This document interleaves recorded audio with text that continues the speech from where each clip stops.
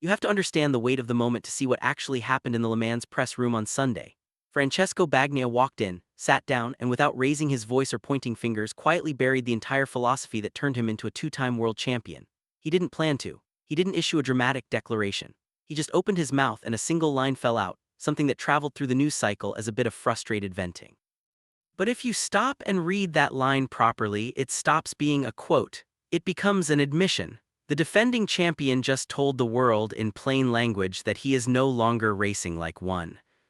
So how did we get here? How did the rider who built 2 MotoGP titles on relentless consistency, on surgical patience, on the long game of points, how did that man end up announcing he is perfectly willing to throw races away?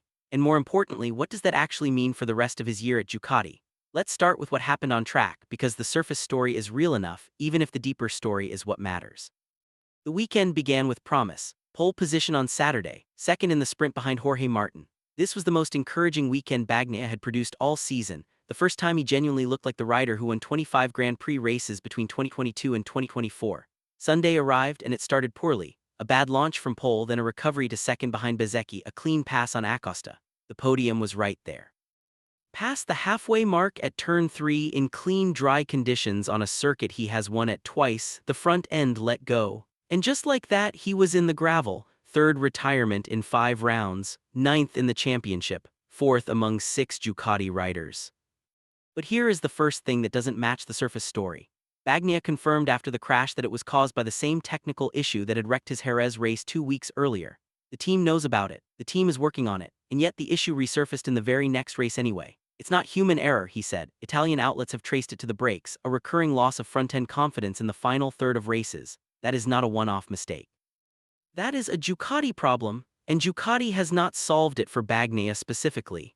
At the same race weekend, his teammate Marc Marquez was in a Madrid operating theater after his own sprint crash. Whatever this issue is, it appears on the side of the garage Marquez is not currently on. And it gets worse, because the pattern stretches back further than 2 races.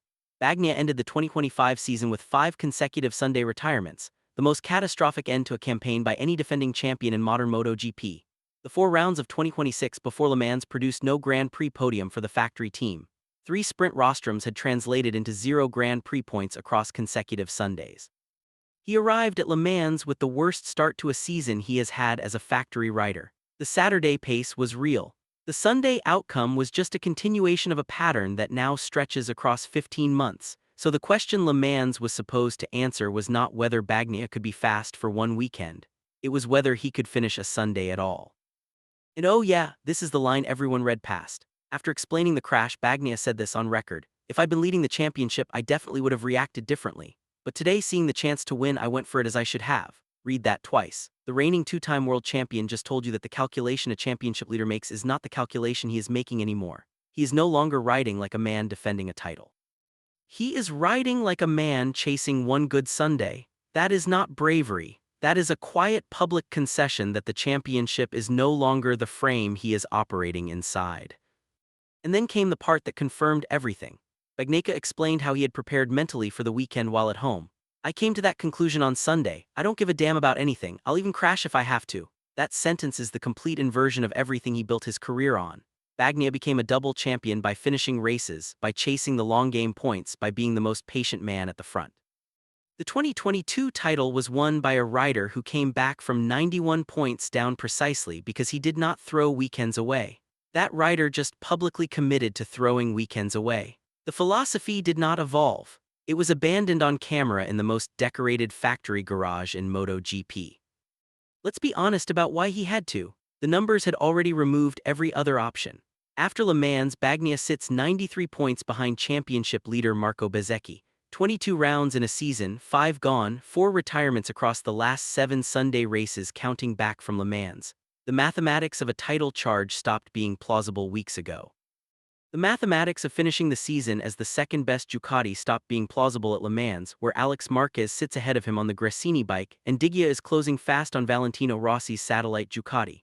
Pecco is not the lead Ducati. He is not the second Ducati. He is not even the lead satellite Ducati. He is the 4th Ducati. That is not a slump. That is a structural ranking.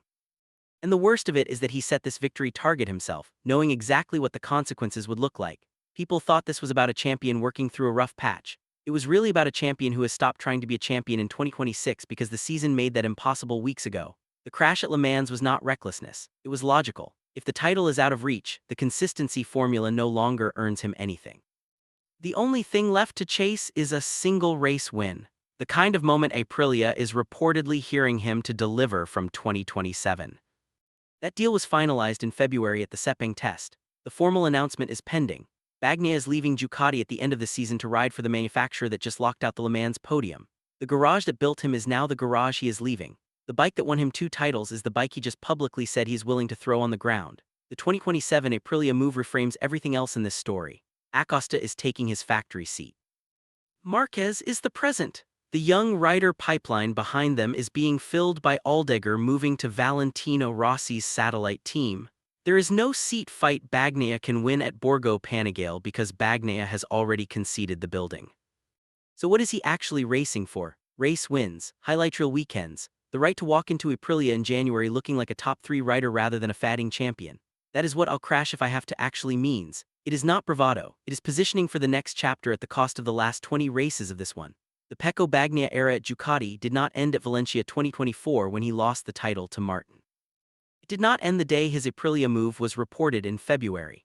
It ended at Le Mans 2026, when the man who built 2 championships on patience told the press room he no longer cares about anything except the next chance to win. That is not the language of a rider who still believes the season is recoverable. It is the language of a rider already mentally inside his next contract. So what does the rest of his year at Ducati actually look like now?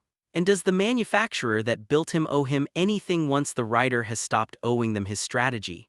Let us know in the comments below, and once you do that, make sure to click on the video appearing on your screen right now.